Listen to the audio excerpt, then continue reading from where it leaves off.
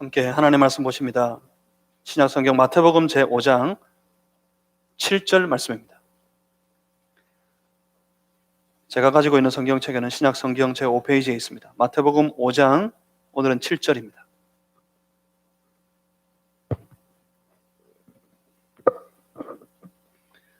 마태복음 5장 7절. 오늘 예배 가운데 주를 높이는 사랑하는 주의 백성들의 심령에 허락하신 살아계신 하나님의 말씀입니다. 우리 다 같이 한 목소리로 함께 합독하시겠습니다. 긍휼히 여기는 자는 복이 있나니 그들이 긍휼히 여김을 받을 것이며. 아멘. 제가 잠시 기도하고 함께 하나님의 말씀 나누겠습니다. 살아계신 하나님, 사랑하는 주의 백성들 여전히 이 명절의 연휴 한가운데에서도 주를 예배하는 것을 잊지 아니하고 주님 앞에 모였습니다. 주님, 우리에게 말씀하여 주셔서 그 말씀을 붙잡고 그 말씀을 따르는 주의 거룩한 성도의 삶이 다 되도록 인도하여 주시옵소서. 성령님 함께하여 주옵소서.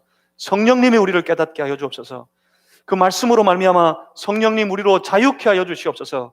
하나님, 그 말씀으로 인하여서 우리를 짓누르는 모든 삶의 고통이 다 떠나가게 하여 주시고, 하나님 말씀 가운데 하나님 나라의 기적의 역사가 나타나도록 축복하여 주시옵소서. 성령님, 이 시간 우리의 예배를 덮어 주시옵소서. 예수 그리스도 이름으로 기도하옵나이다. 아멘. 하나님 나라 백성들, 그 복된 성도의 삶에 오늘은 긍휼히 여기는 자입니다. 긍휼히 여기는 자는 복이 있나니 그들이 긍휼히 여김을 받을 것이며. 간단합니다. 긍휼히 여기는 자는 긍휼히 여김을 받을 것이다.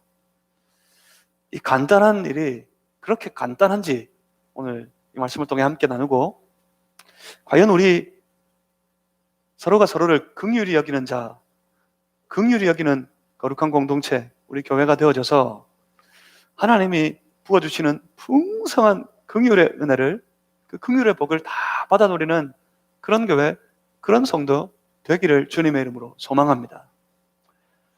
죄는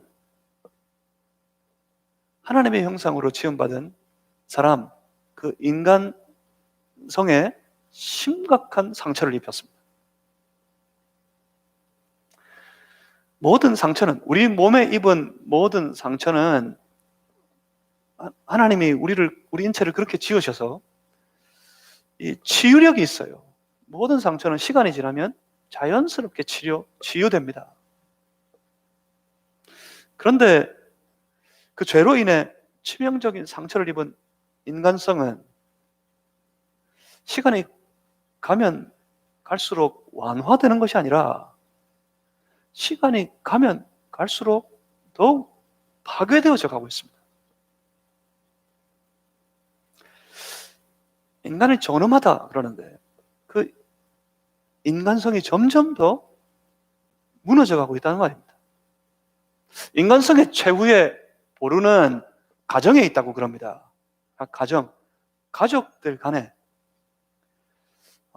서로가 서로를 사랑하고 서로가 서로를 불쌍히 여기는 마음이 살아있는 그 가정의 공동체가 인간성의 마지막 보루라고 합니다. 그 중에서도 그 자녀를 향한 부모의 마음, 여러분 좀 이해가 되십니까? 여러분, 부모가 되신 여러분, 자녀를 어떻게 사랑하십니까? 부모가 되신 여러분, 자녀를 어떻게 불쌍히 여기십니까? 그 마음이 하나님께서 우리에게 허락하신 원래 인간됨의 마음입니다.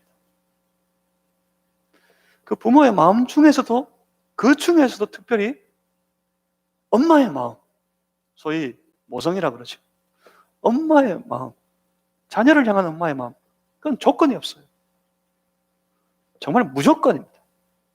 그래서 흔히 엄마의 마음을 하나님의 마음에 빗대어서 많이 설명하기도 합니다. 무조건적인 사랑을 부어주시는 하나님의 은혜, 하나님의 사랑. 그것에 빗대어 보니 엄마가 자기 자녀를 사랑하는데 그런 비슷한 마음이 있어요. 무조건적으로 사랑합니다. 최후의 보루입니다. 인간성의 최후의 보루. 마지막 마지노선이 그 자녀를 향한 엄마의 마음입니다. 여러분, 그런데 이 최후의 보루가 무너지고 있습니다. 이 마지막 보루, 그 엄마의 사랑이 무너지고 있습니다. 그것이 무너지면 다 무너지는 거예요. 다 깨져버리는 거예요. 왜 갈수록 이런 일들이, 이런 소식이 우리의 귓전에 울리는지 모르겠습니다. 더 가까이 더 많이 들려오기만 합니다.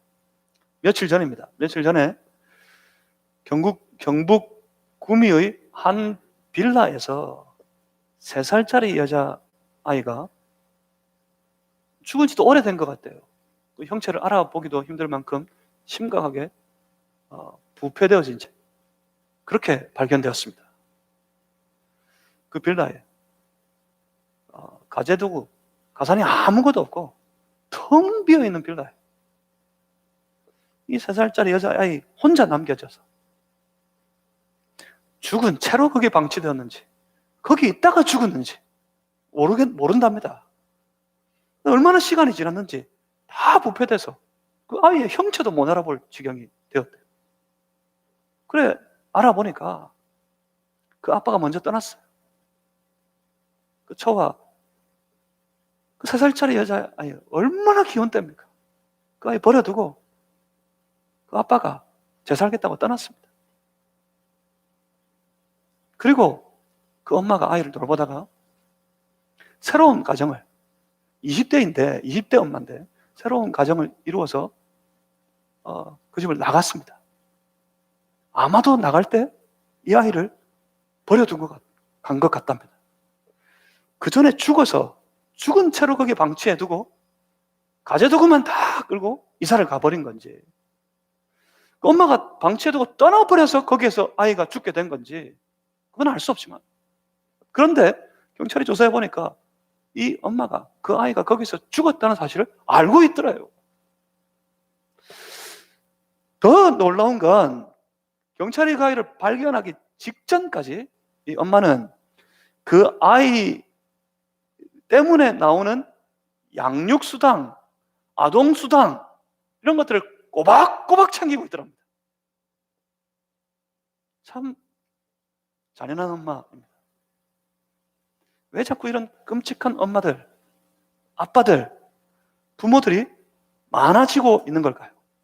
예전에도 간간히 그런 뉴스, 그런 소식들을 들어보지만 최근에는 자고 뜨면 이런 소식들이 들려옵니다.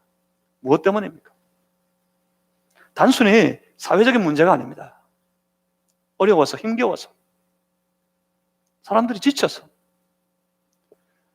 그래서 이렇게 사회적인 문제 때문에 이렇게 되어져 가는 것이라고는, 그것 가지고는 이걸 부모의 마음, 특히 이 엄마의 마음을 이해할 수가 없습니다.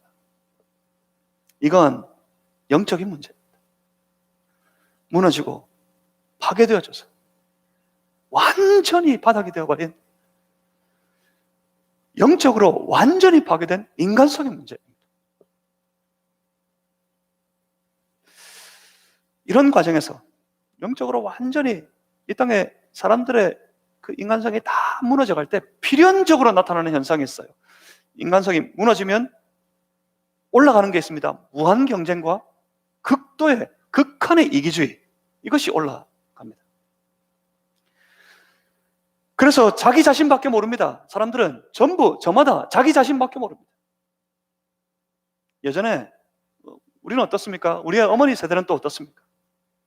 우리 어머니들은, 한국의 어머니들은, 우리 부모님들은, 한국의 부모님들은 자기를 돌보지 않아요. 자식을 위해서라면 자기를 무조건 희생합니다. 자기를 다 버립니다. 그런데 어떻게 되었다고요? 그 가정에서 부모도, 엄마도, 아빠도 자기를 생각합니다. 자기밖에 모릅니다. 내가 못 살게 되는 거죠. 내가 더 이상 살 수가 없어서. 예전에는 가뭄이 되면 그런 속담을 종종 들었습니다. 가뭄에 그 부모는 배가 고파 죽고 그 자식은 어떻습니까? 배가 터져 죽는다. 자기가 줄이니까 내 애 더 줄일까 봐 먹이고 또 먹이고 배가 부르는데도 또 먹이고 자기는 계속 굶고 그래서 줄여 죽고 아이는 배가 터져 죽고 그냥 지나가는 속담으로 흘려보내기에는 우리에게 시사하는 바가 너무 큽니다. 지금은 자기 배를 생각하고 자기 배를 자기밖에 모르고 자기만 위하고 자기 생각만 쫓아 가니까 그래서 자기밖에 모를 때 극도의 이기주의 그리고 무한 경쟁에서 탄생하는 게 있습니다. 자기의 기준으로 다른 이들을 판단합니다. 내 자식을, 내 남편을, 내 아내를, 내 이웃을, 내 친구를, 우리 지체를 판단하면 필연적으로 비난하고 그렇게 오직 판단, 오직 비난 그리고 무한한 경쟁 이런 것만이 남게 됩니다. 이러는 사이에 점점 우리 가운데 점점 희미해지는 희박해지는 단어가 하나 있습니다. 그게 바로 우리라는 단어입니다. 우리. 나만 보니까 우리를 못 봅니다. 내가 어떻게 했고 내가 이 모든 것을 다 했고 내가 이렇게 했고 내 입장은 어떠하고 나만 좋으면 되고 나만 아니면 된다는 생각이 팽배해져 버립니다. 그런 사회에서 가장 먼저 파괴되는 것이 바로 공동체입니다. 우리의 공동체, 우리가 모여 세워가는 공동체, 이것이 무너집니다. 그래서 가정이 공동체로서의 우리의 가정이 무너져가고 공동체로서의 주의 몸된 교회가 파괴되어져 가는 겁니다. 그런데 어떻습니까? 복음은 우리는 복음을 받은 사람들입니다. 세상에 다 그 세상의 길을 가고 있을 때 우리는 그 세상의 사람들과는 분명하게 구별되고 분명하게 다르게 세상이 가지지 못한 복음을 가진 사람들입니다. 복음은 필연적으로 공동체를 부릅니다. 복음은 필연적으로 공동체를 찾게 합니다. 복음은 필연적으로 공동체를 세워가도록 만듭니다. 복음은 어떻습니까? 내가 예수 믿고 나는 구원받았으니 끝이다 하는 것이 복음이 아닙니다. 복음은 나 혼자 방구석에서 예수 잘 믿으면 되는 일, 그 일이 절대로 복음이 아닙니다. 복음은 구원받은 성도들이 함께 모여서 우리를 만들어내는 것이 바로 복음입니다. 이 우리라는 말, 이게 참 놀라운 말이에요. 이 우리라는 말 속에 진정한 복음의 정신이 담겨져 있습니다. 무슨 말입니까? 예수 믿으면, 예수를 믿고 나면 복음을 영접하고 예수를 믿고 나면 우리 안에 내 심령 속에 기이한 일이 벌어지는데 자꾸 나는 나 중심의 사고는 사라져가고 우리 공동체, 우리 중심의 사고로 바뀌어져 갑니다. 그렇게 해서 교회 공동체를 세워야 하기 때문입니다. 그 공동체 속에서 복음은 내가 우리를 보면서 안타까워하는 한량없는 연민의 마음을 가지도록 만듭니다. 복음 밖에서는 내가 안타까워했어요. 내가 나에 대한 연민으로 살아갑니다. 최근에 극단적으로 이기주의화된 이 사회 속에서 가장 팽배져 있는 정신이 이겁니다. 나에 대한 연민. 나를 불쌍히 여기는 마음. 스스로. 근데 복음은 다릅니다. 복음은 거꾸로입니다. 나 아닌 다른 지체들. 우리를 연민하는 마음. 우리를 생각하는 마음으로 가득 차게 만듭니다. 그러니까 복음은 우리의 일을 나의 일로 인식하게 만드는 능력이 있습니다. 전부 나에 관한, 내 유익에 관한 것들로만 내 생각이 가득 차 있었는데 복음을 영접하고 나면 우리가 함께 겪는 모든 일들을 마치 내 일처럼 여기게 됩니다. 여러분, 이게 오늘 본문에서 말씀하고 있는 긍휼이라는 겁니다. 긍휼이 뭐라고요? 긍휼은 우리의 일을 나의 일로 보는 능력입니다. 그래서 긍휼히 여길 때 공동체가 튼튼해져 가는 겁니다. 우리가 서로를 긍휼히 여길 때 공동체가 건강해져 가는 겁니다. 긍휼이 사라지면 반드시 공동체는 무너집니다. 긍휼이 사라진 마음은 온통 자기 중심의 마음밖에 없어요. 긍휼이 사라져버린 마음에는 자기 중심의 마음으로 완전히 순식간에 변화되기 때문에 자기 중심으로 다른 모든 것들을 보고서 판단하게 되어 있습니다. 판단은 무엇을 만든다고요? 자기 중심으로 나 아닌 다른 모든 것들, 다른 모든 사람들, 다른 모든 일들을 판단하게 되면 그 판단은 반드시 비난으로 이어지게 되어 있습니다. 그리고 그 비난은 어떻게 됩니까? 비난은 사람과 사람 사이를 나눕니다. 사람과 사람 사이가 나누어지는 순간 우리는 깨어집니다.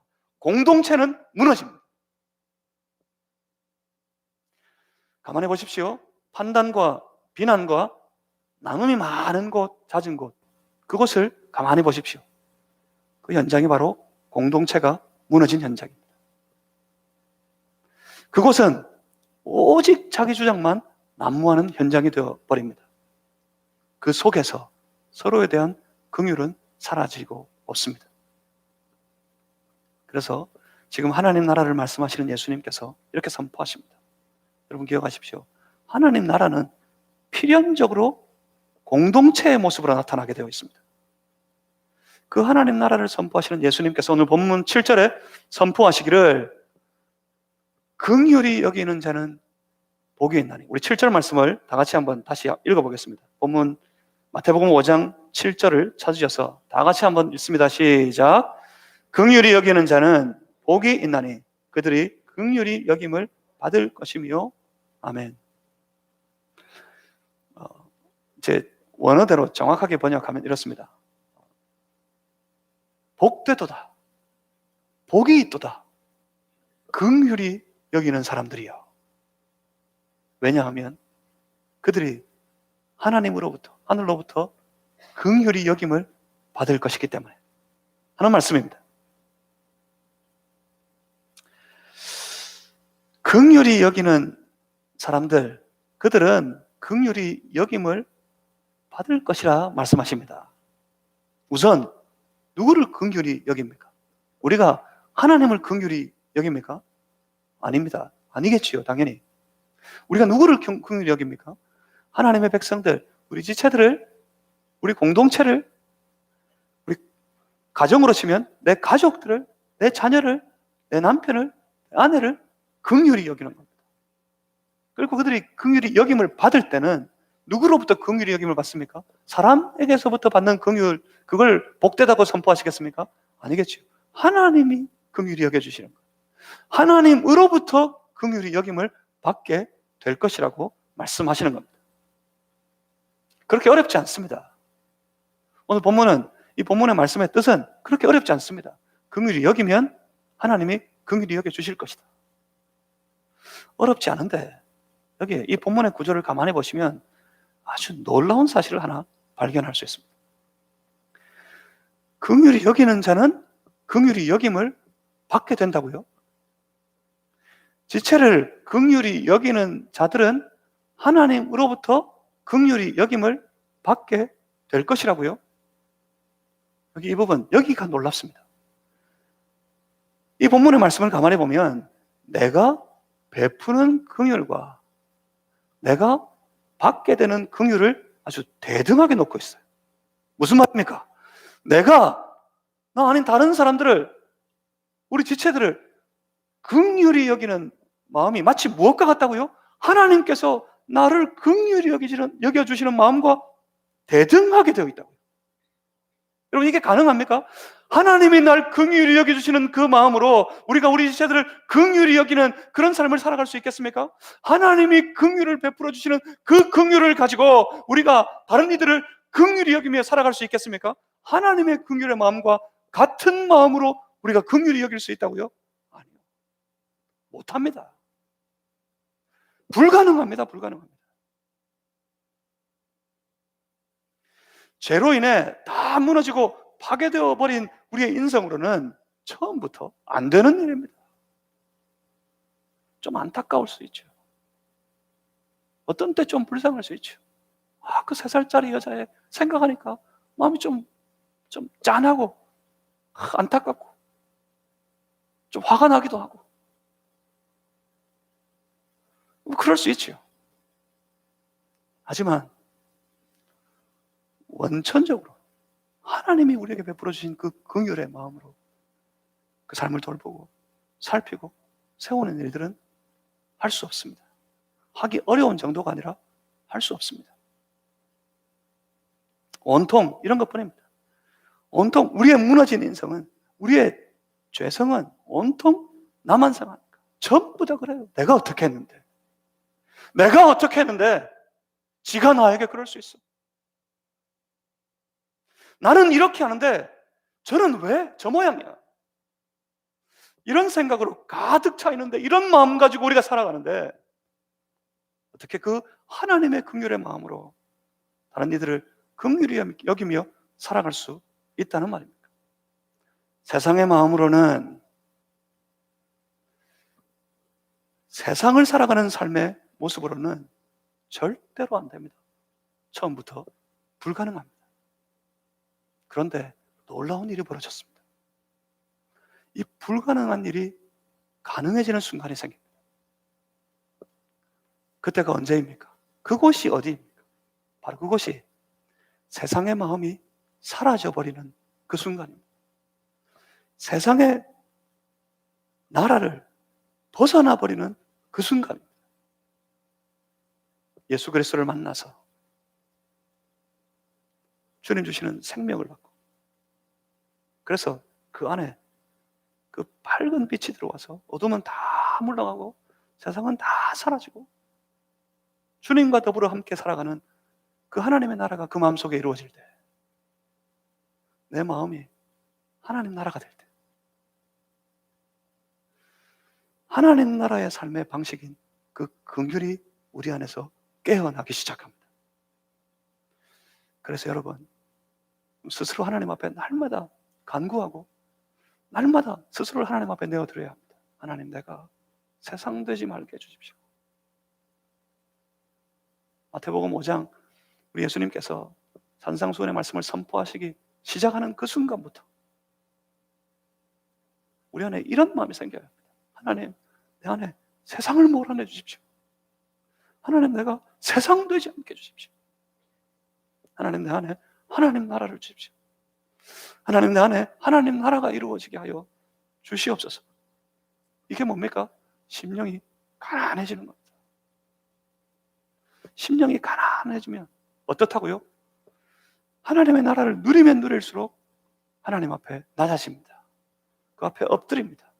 울며 자신의 부족함을 내어놓고 애통하는 자가 됩니다. 애통하는 자는 필연코 하나님의 말씀을 사모하고 하나님의 말씀을 기대합니다. 온유한 심령으로.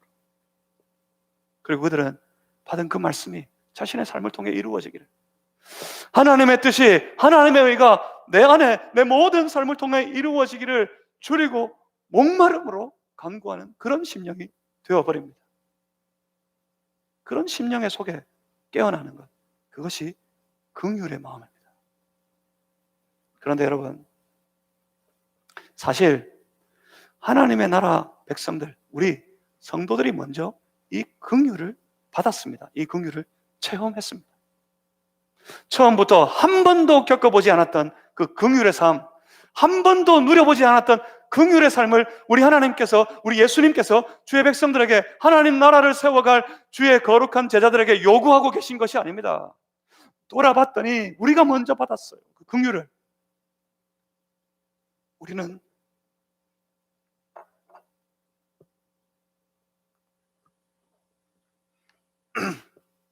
주의 긍휼을 먼저 체험한 사람들입니다.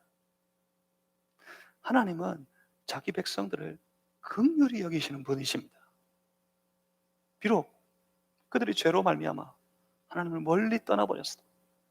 그래서 그 백성들을 보면 하나님께서 그 마음으로 진노하고 계실 때에도 하나님은 자기 백성들을 향한 그 긍휼의 마음을 버리지 않으셨습니다. 포로에서 저 유대의 백성들이 다 돌아왔을 때 무엇 때문에 포로 잡혀갔죠? 하나님의 백성들이 하나님을 찾지 않고 저 이방의 우상 앞에 엎드려 절하고 그 우상에게 그 마음 다 빼앗겨버리고 마치 하나님 없는 백성처럼, 하나님의 백성 아닌 것처럼, 저 세상처럼 그렇게 되어버렸을 때 하나님이 그들을 진노하셔서 그들에게 벌을 내리실 때 여러 선지자들을 보내서 그 선지자들을 통해 하나님께서 계속해서 주의 백성들에게 돌아오라고 말씀을 선포하셨지만 그 말씀 듣기를 거부한 채 하나님 멀리 계속해서 떠나버린 그 백성들을 향해서 그것 때문에 그들을 저 열방의 이방 사람들의 손에 다 넘겨 주었을 때에도 하나님은 그들을 향해 긍휼을 잊지 않으셨습니다. 그들이 돌아와서 느헤미야가 온 백성들 앞에 그렇게 선포합니다. 하나님은 선지자를 통해 우리에게 말씀을 주셨으나 우리 선조들이, 우리 조상들이 그 말씀 듣기를 거부하고 하나님을 멀리 떠나버려서 하나님께서 그들을 향해 진노해 열방 사람들의 손에 다 넘기셨지만, 한번 찾아보겠습니다. 느헤미야 9장 31절입니다. 느헤미야 9장 31절. 돌아와서 보니, 이런 거예요. 돌아와서 보니. 느헤미야 9장 31절 다 찾으셔서 앞에 화면을 보셔도 되겠습니다. 느헤미야 9장 31절 다 같이 한번 읽어보겠습니다. 시작. 그들을 아주 멸하지 아니하시며 버리지도 아니하셨사오니 주는 은혜로우시고 불쌍히 여기시는 하나님이시니이다. 아멘. 우리를 저 멀리 열방 사람들의 손에 넘기셨지만 하나님은 우리를 완전히 버리지는 아니하시고 그의 크신 긍휼로 우리를 돌보시고 우리를 불쌍히 여기셔서 우리로 돌아오게 하셨다는 거예요. 와서 보니 하나님의 크신 긍휼을, 그 긍휼 때문에 우리가 살아남았다고 느헤미야가 온 백성들 앞에 그렇게 선포하고 있는 겁니다. 그리고 그 훨씬 이전에 하나님께서는 선지자 이사야를 통해 주의 백성들에게 말씀을 선포하셨습니다. 이사야서 54장 8절 말씀도 한번 찾아보겠습니다. 이사야 54장 8절입니다. 자, 화면을 보시고 함께 다 같이 읽어보겠습니다. 시작. 내가 넘치는 진노로 내 얼굴을 내게서 잠시 가렸으나 영원한 자비로 너를 긍휼히 여기리라 내 구속자 여호와께서 말씀하셨느니라. 아멘. 하나님께서 자기를 멀리 떠나버린 그 백성들에게 그 마음에서 하나님을 외면해버리고 우상 앞에 엎드리고 우상에게 빨리 급히 속히 달려가고 하나님 없는 백성처럼 저 이방의 사람들처럼 세상처럼 되어버린 저들에게 진노하여서 잠시 얼굴을 돌릴지라도 그 얼굴을 가릴지라도 하나님은 그들을 향한, 자기 백성을 향한 긍휼을 결코 잊지 않으시고 다시 그들이 다 돌아오게 하실 것이라 그렇게 말씀하신 것입니다. 그 하나님께서 그 백성들을 부르십니다.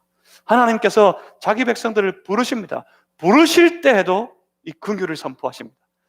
여러분 잘 아시는 이사야서 55장 7절 말씀도 함께 찾아보겠습니다. 이사야 55장 7절입니다. 화면을 보시고 함께 우리 합독하겠습니다. 시작. 악인은 그의 길을, 불의한 자는 그의 생각을 버리고 여호와께로 돌아오라. 그리하면 그가 어떻게 하시리라? 긍휼히 여기시리라. 우리 하나님께로 돌아오라. 그가 너그럽게 용서하시리라. 아멘. 돌아오면 내 백성이여 돌아오라. 하나님을 멀리 떠나서 하나님 진노하셨지만 내 백성이여 돌아오라. 그러면 어떻게 하시겠다고요? 긍휼히 여기시겠다고. 긍휼히. 하나님은 그런 분이십니다. 하나님은 자기 백성들을 그가 불타오르는 진노 중에 있다 할지라도 자기 백성들을 향한 그 긍휼을 결코 잊지 아니하시는 그런 하나님이십니다. 하나님은 진노 중에서도 긍휼히 여기시는 분이십니다. 그러니까 이 긍휼을 좀 아시겠습니까? 긍휼은 살리는 능력. 죄로 인해 다 무너지고 처참하게 파괴되고 멸망해버린 지경 속에서도 하나님의 긍휼은 그들을 건져내고 돌아오게 하고 회복시키고 그들을 살려내시는 겁니다. 긍휼은 살려내는 능력입니다. 그런데 여러분 기억하십시오. 우리가 그 긍휼을 받아서 살았습니다. 우리가 하나님의 베푸신 그 긍휼 때문에 살아난 사람들입니다. 이번에는 신약 성경을 한번 찾아봅니다. 신약 성경 에베소서 2장 4절과 5절 말씀입니다.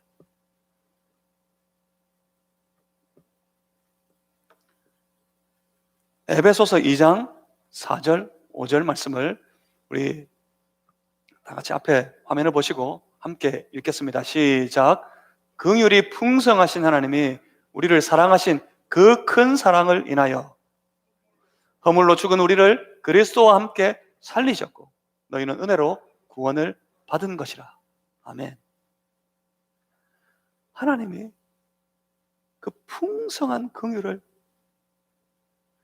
죄와 사망으로 이미 죽어서 신음하고 있는 우리에게 베풀어 주셔서, 이게 뭐라고요? 이게 은혜였다고요. 하나님이 우리에게 베풀어 주신 긍휼이 은혜였다고요. 그것이 은혜가 되어서 우리를 구원시켜 주셨어요. 다시 말하면 우리를 살려주셨다는 말입니다. 우리는 어떤 사람들입니까? 주의 긍휼이 여겨주심을 받아서 풍성한 하나님의 긍휼을 우리가 다 받아서 살아난 사람이 되었다는 말입니다. 이렇게 주의 긍휼이 우리를 살렸습니다. 주의 긍휼을 우리가 체험했습니다. 먼저. 그래서 비로소 가능해졌습니다. 불가능한 일입니다. 하나님의 우리를 향해 부어주시는 그 긍휼과 같은 긍휼을 가지고 우리가 살아간다는 건 불가능한 일이었어요.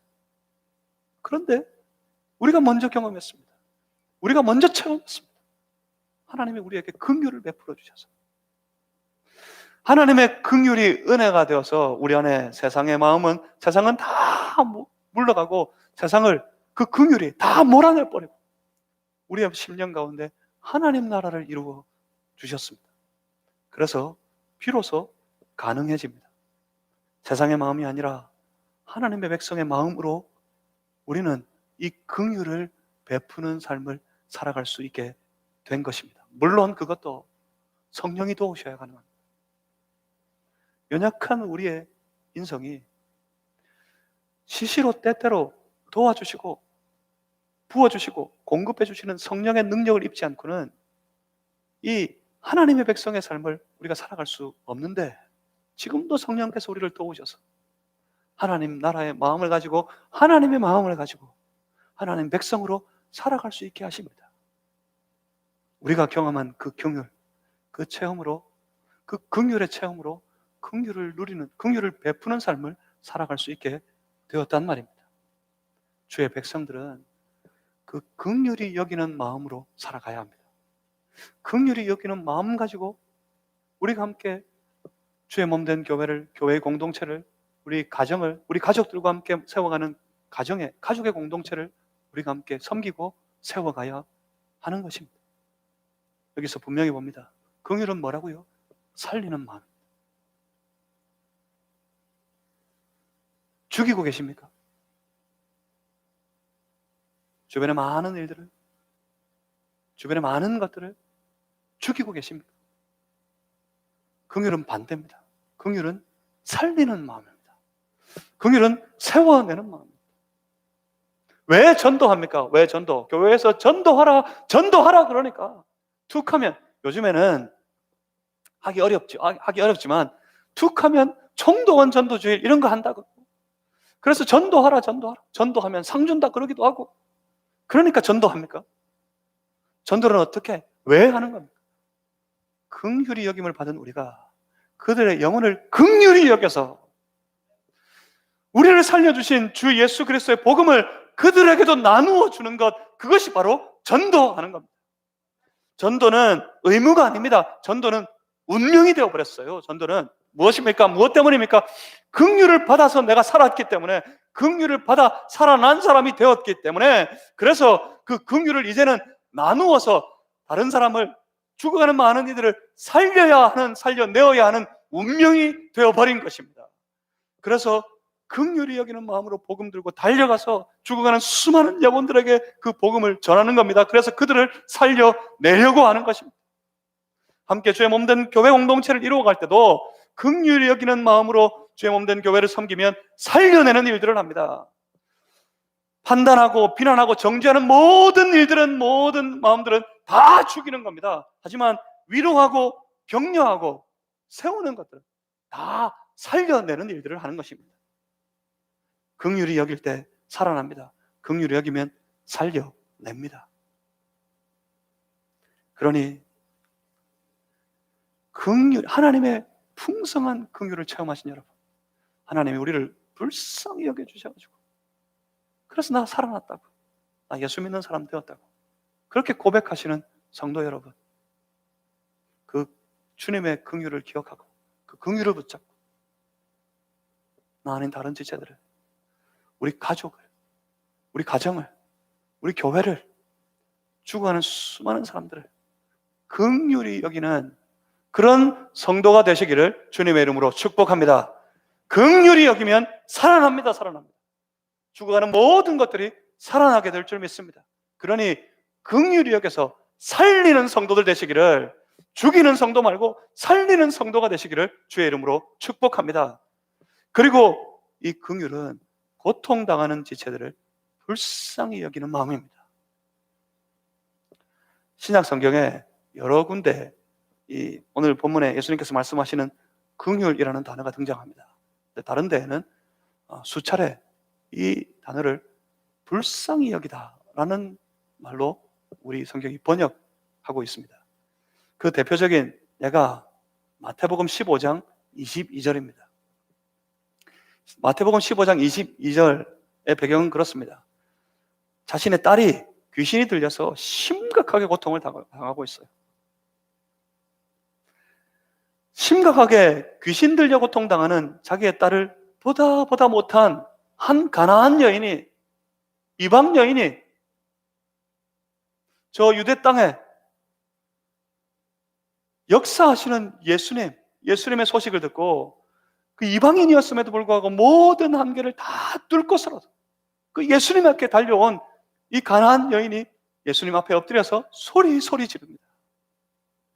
그때 마태복음 15장 22절 말씀을 우리 다 찾으셔서 함께 한번 읽어보겠습니다. 마태복음 15장 22절입니다. 다 같이 읽습니다. 시작. 가나안 여자 하나가 그 지경에서 나와서 소리 질러 이르되 주 다윗의 자손이여 나를 불쌍히 여기소서, 내 딸이 흉악하게 귀신 들렸나이다 하되. 아멘. 여기 불쌍히 여겨 주시옵소서, 불쌍히 여기다 라는 말이 오늘 본문에 긍휼히 여기다 하는 것과 똑같은 단어예요. 뭐라고요? 불쌍히 여기는 마음이에요. 나를 불쌍히 여겨주십시오, 내 딸을 불쌍히 여겨주십시오 하기 전에 이 엄마가 그 자기 딸, 귀신 들려 고통당하는 자기 딸을 향해 불쌍히 여기는 마음을 먼저 가졌습니다. 딸을 불쌍히 여기는 마음, 고통당하는 가족을 불쌍히 여기는 마음, 이 마음이 무엇이라고요? 긍휼이라고요. 긍휼. 서로를 불쌍히 여기는 마음이 우리 안에 풍성할 때 우리 공동체는 건강해지고 우리 공동체는 튼튼해질 수 있습니다. 서로에게 불쌍히 여기는 마음이 가득할 때 그 가정은 공동체로서 더 튼튼하고 더 건강한 그런 가정을 이루어갈 수 있습니다.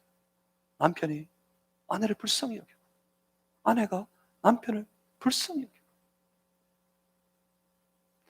부모가 자녀를 불쌍히 여기고, 그리고 그 자녀도 그 부모를 불쌍히 여기고, 그럴 때 그 가정은 튼튼합니다. 건강합니다. 절대로 서로를 버리는 일이 없어요. 버리는 일이. 아무리 못났어도 남편 버리지 마세요. 아내 버리지 마세요. 부모를 버리지 마십시오. 특별히 절대로 이런 일이 없을 거라고 생각했는데 부모가 자녀를 버리는 일, 그런 일을 하지 마십시오. 불쌍히 여길 때 결코 그런 일은 벌어지지 않습니다. 죄 몸된 교회 공동체 안에 그렇게 서로를 불쌍히 여길 때 그 공동체는 건강하고 튼튼해질 것입니다. 그러니까 우리 주의 몸된 마산제일교회, 그 교회에 속한 사랑하는 모든 성도 여러분, 우리 안에 이 긍휼의 마음이, 서로를 불쌍히 여기는 마음이 풍성한 그런 교회, 그런 공동체를 이루어 가시기를 주님의 이름으로 축복합니다. 서로의 의견이 다르면 어떻게 하면 되겠습니까? 서로의 입장이 틀리면 어떻게 하면 되겠습니까? 불쌍히 여기면 됩니다. 고통당하고 신음하는 지체들을 보면 어떻게 해야 되겠습니까? 그들을 불쌍히 여기면 됩니다. 그러면 공동체가 살아납니다. 뭐라고요? 긍휼히 여기면 공동체가 살아난다. 정리해보면 그렇게 됩니다. 사실 우리가 할 수 없는 일입니다. 우리가 할 수 없는 일이었습니다. 긍휼히 여겨라. 말이 쉽지. 말로만 할 수 있을 것 같지. 사실은 못합니다. 사실은 안 합니다. 처음부터 불가능했습니다. 그런데 하나님께서 우리를 불쌍히 여겨주셨습니다.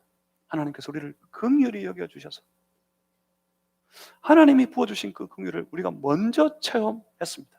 그래서 살아났습니다. 죄에서 해방되어지고 모든 어두운 세상에서 벗어나서 밝고 빛나는 광명이 넘치는 하나님의 나라로 우리가 우리의 삶의 자리를 옮겨버렸습니다. 우리는 세상 사람이 아니라 하나님의 백성이 되어버렸습니다. 그때 하나님의 나라를 살아갑니다. 하나님의 나라를 살아가는 사람들은 더 하나님 나라를 소망합니다. 세상 안 되고 싶어요, 하나님. 이제 다시는 세상으로 넘어지지 않고 싶습니다. 내 안에 하나님 나라가 이루어지게 해주십시오. 더 하나님 나라가 되게 해주시옵소서. 간구하고 소망하게 됩니다. 가난한 심령으로. 그들은 애통합니다. 하나님 앞에 엎드려서 하나님, 나는 죄인입니다. 내가 연약한 자입니다. 또 실수했습니다. 내가 또 넘어졌습니다. 하나님 용서해 주십시오. 애통하는 자가 됩니다. 그들은 말씀을 사모합니다. 받으려고 합니다. 말씀을 읽으려고 하는 것이 아니라, 말씀을 보려고 하는 것이 아니라, 말씀을 들으려고 하는 것이 아니라 말씀을 받으려고 합니다. 받으려고. 내게 주시는 말씀, 하나님, 그 말씀이 내 안에 선포되기를 온유한 심령으로 하나님 앞에 엎드립니다. 그들은 주먹을 불끈 쥐고 일어납니다. 하나님의 그 말씀이, 하나님의 뜻이, 하나님의 의가 내 안에, 내 삶 속에 반드시 이루어지게 하리라 줄이고 목마른 심령으로 그들은 일어나게 됩니다. 그들은 그 말씀에 충성합니다. 그들의 가슴 속에 이 긍휼의 마음이 깨어나요. 내가 받은 긍휼을 기억하고 그 긍휼로 살아가려고 다짐했습니다. 긍휼을 베푸는 삶, 긍휼히 여기는 삶이 되기로 했습니다. 그런데 그들이 먼저 바라는 것이 있어요. 여러분, 이걸 이해하셔야 합니다. 하나님 앞에 주의 나라를 살며 주님이 내게 베푸신 것처럼 나도 긍휼히 여기는 자가 되어야겠다 하는 사람들, 그 내면은, 그 영혼은 사실은 먼저 부르짖고 있습니다. 무엇을 부르짖고 있습니까? 항상 하나님 앞에서, 하나님, 오늘도 나를 불쌍히 여겨주십시오. 주여, 오늘도 나를 긍휼히 여겨주시옵소서. 주님, 날 불쌍히 여기지 않으시면 나는 못합니다. 주님, 날 긍휼히 여기지 않으시면 나는 살아갈 수가 없습니다. 하나님, 내게 긍휼을 베풀어 주시옵소서. 주여, 나를 불쌍히 여겨주시옵소서. 여러분 안에 있습니까? 여러분의 기도 가운데 있습니까? 하나님, 하나님 앞에 이걸 회복하셔야 해요. 하나님, 나를 불쌍히 여겨주십시오. 못 살겠습니다. 못합니다. 하나님, 나를 긍휼히 여겨 주셔야 내가 다 감당할 수 있겠습니다. 그들이 긍휼히 여기는 삶을 살아가고 있는 겁니다. 그런데 놀랍게도 우리 주님이 선포하십니다. 복되도다 긍휼히 여기는 자들이요. 왜요? 무엇 때문에요? 그 영혼이 오늘도 부르짖고 있었어요. 주여, 나를 불쌍히 여겨주십시오. 나를 긍휼히 여겨주시옵소서. 예수님이 말씀하십니다. 너희가 복된 것은 하나님이 너희를 긍휼히 여기실 것이기 때문이다.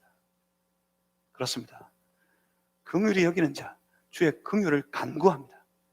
주의 긍휼을 간구하면서 긍휼을 베풀며 긍휼히 여기는 자의 삶을 살아가는 그들에게 하나님께서 주의 긍휼을 오늘도 베풀어 주시는 줄 믿으시기를 바랍니다. 하나님의 긍휼을 받고 싶습니까? 하나님이 나를 불쌍히 여기는 그런 인생이 되고 싶으세요? 그러면 긍휼히 여기는 자가 되시기를 바랍니다.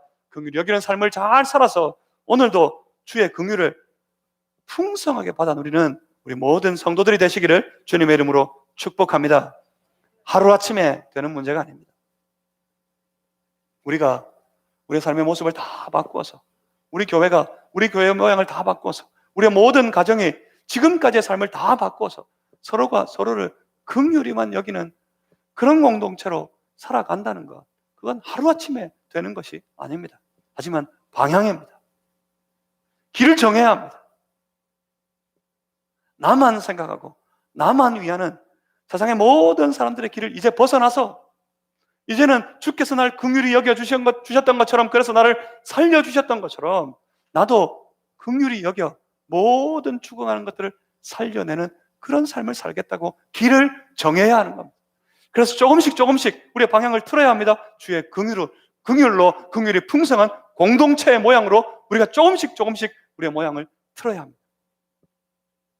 그러면 놀랍도록 우리의 힘이 아니라 주가 부어주시는 긍휼을 우리가 체험하면서 그런 긍휼의 공동체로 세워지게 될 것입니다. 그러니 사랑하는 성도 여러분, 오늘 본문의 7절의 말씀처럼 긍휼히 여기는 그런 교회, 그런 성도들이 되시기를 다시 한번 주님의 이름으로 부탁합니다. 긍휼히 여기는 공동체가 되기를 주님의 이름으로 소망합니다. 그들이 복이 있습니다. 무엇 때문에요? 긍휼히 여김을 받을 것이니까요. 기도하겠습니다. 살아계신 아버지 하나님, 우리를 먼저 긍휼히 여겨주셨던 것 생각할 때 감사합니다. 죄로 죽은 인생인데, 그 사망에 속하여 신음하며 고통당하는 인생인데 우리를 불쌍히 여기시어서 심지어 독생자 예수 그리스도를 보내시고 우리의 죄를 대신 지시고 십자가에 죽기까지 우리를 불쌍히 여겨주신 것 생각할 때 감사합니다. 그 긍휼로 살았으니, 우리가 그 긍휼 때문에 살아났으니 주님의 그 긍휼을 우리의 마음에 품고 긍휼의 마음으로 긍휼히 여기는 삶을 살아갈 수 있게 도와주시옵소서. 연약한 우리 인생으로 할 수 없으나 우리 안에 계신 충만하신 주의 성령께서 도우셔서 긍휼히 여기는 자 되게 하여 주시옵소서. 그들에게 긍휼을 부어주시겠다 하시니 또한 감사합니다. 주여, 우리 온 교회가, 우리 모든 성도들의 모든 가정이 긍휼히 여기시는 하늘의 복을 누리는 복된 가정이, 그런 교회가 되게 하여 주시옵소서. 감사합니다. 예수 그리스도 이름으로 기도하옵나이다. 아멘. 함께 찬양하시겠습니다. 218장입니다.